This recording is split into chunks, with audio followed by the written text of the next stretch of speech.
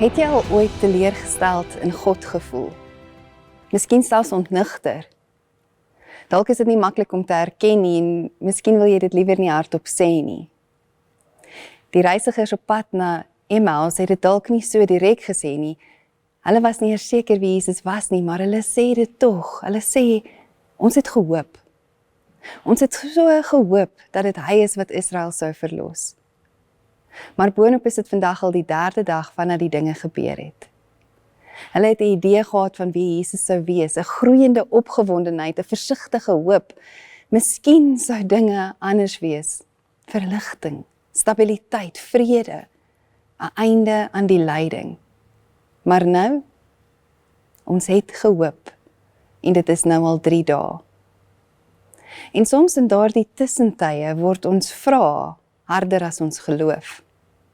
Hulle kon nie verder kyk as die kruisiging nie. En miskien is dit ook waar sommige van ons onsself bevind. Nie omdat ons opgehou het om in God te glo nie, maar omdat dinge nie uitgewerk het soos ons gehoop het nie.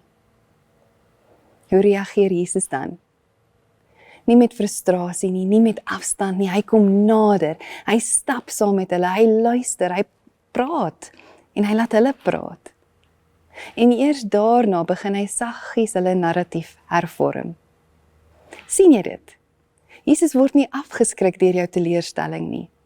Selfs as jy nie duidelik kan sien nie, selfs as jou beeld van hom onvolledig is, selfs as jy agterkom dat jy beheer probeer vashou, of selfs wanneer jy wegloop, hy staan nie op 'n afstand nie.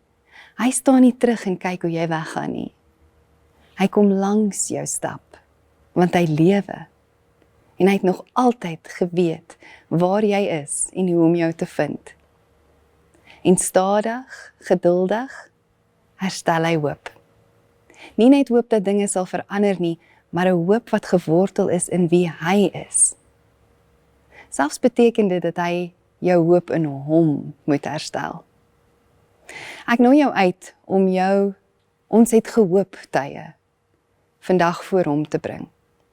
En nie noodwendig om dit reg te stel nie, nie om dit te verduidelik nie, maar net om eerlik in sy teenwoordigheid dit in te bring, om met hom 'n gesprek te voer en toe te laat dat hy jou daar op pad ontmoet. Kom ons bid saam.